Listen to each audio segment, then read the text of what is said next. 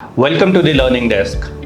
Today I'm going to discuss a query, a concern that I get from a few students, a few candidates who want to appear for their IELTS exam. That is, what are the special arrangements which can be made if you have some learning disability or maybe dyslexia? How can such a candidate take the exam, and what are the special arrangements or special considerations which will be given to such an individual? So the good news here is that IDP will have some special considerations, will make some special arrangements if you have dyslexia or any other learning disability. What I'll be discussing in this video are few of the things which you can expect when you are applying for in such a condition, and we will also go through a few things that you should do when you are booking your exam in such a scenario. So the first thing, what are the considerations? We will just look at all the considerations which are provided module by module. When it comes to listening, which is the first part of the exam, a special CD is provided, that is the audio which is played is a little different in terms of the pauses when it comes to listening. So in case of a normal exam, there are no pauses while the audio is being played, but in this case there will be special pauses wherein the candidate can then see or understand what is the question. So there will be some additional pauses when the CD will be played.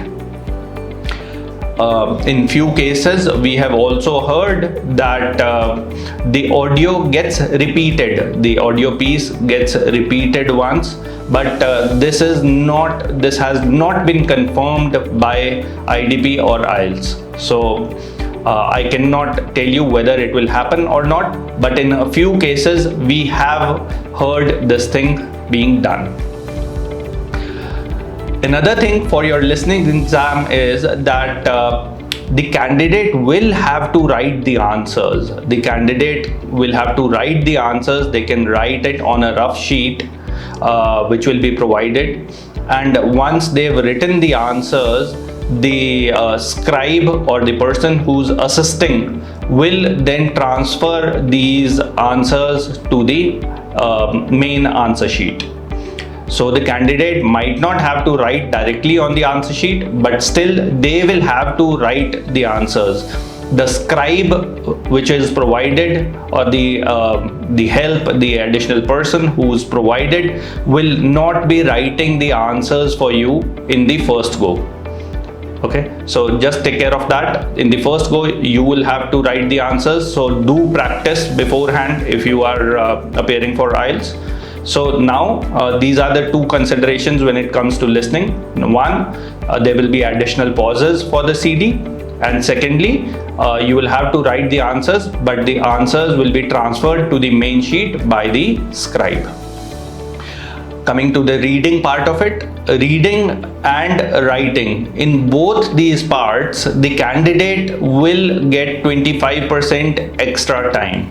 So you will get approximately additional 15 minutes for your exam. Reading and writing are both 1 hour duration each.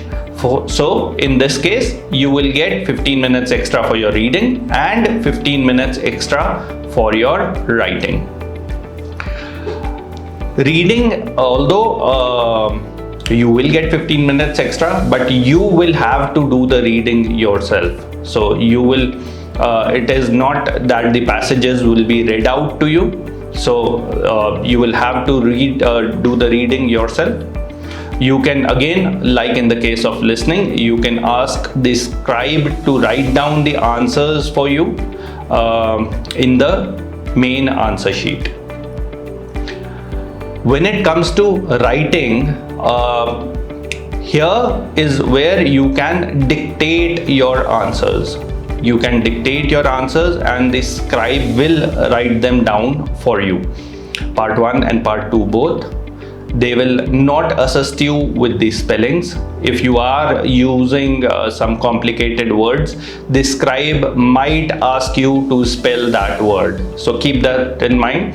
If you're using some complicated vocabulary, lexical resource, just make sure that you know the spellings to those answers or those words. Again, 15 minutes, I already told you that you have extra 15 minutes to attempt this exam. Now coming to the setup, in this case, if you are asking for some special considerations, you will not be sitting with the other candidates. You will be sitting in a separate room. You will be provided a separate place to sit and attempt your exam. You will be provided assistance in terms of a scribe who will read out the basic things to you, the instructions, the questions can be read out to you, but the passages will have to be read by you yourself. This is about the 3 parts. Coming to speaking, there are since it is just speaking, the first part is interview, so you don't have to read anything there. The second part is cue card, where you are supposed to read the topic from the cue card. Here the examiner can read out the cue card for you. That facility is there. And then again, part 3 has nothing where you have to read anything. It is just a discussion and the examiner will be asking you the questions. Now, how to get these special considerations? If you or someone you know wants to go for this exam and want to take these special considerations, you will have to contact IDP in India, because they are the ones who are conducting this exam. So you have to contact them beforehand.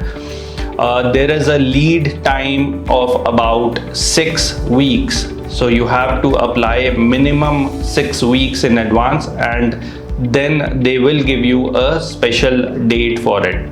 So just make sure that you have enough time if you are going to apply for the exam, because unlike the other exam takers where you might get a date between 2 or 3 weeks, for this it will take a minimum of 6 weeks. So this is all when it comes to some special considerations for people with special needs. It is completely possible. You don't need to worry too much about it, that how will you go about it, how will you go and give the exam. The one advice that I always give the candidates is that practice a lot, so that once you are there for the real exam, you do not get any test anxiety. Just practice a little.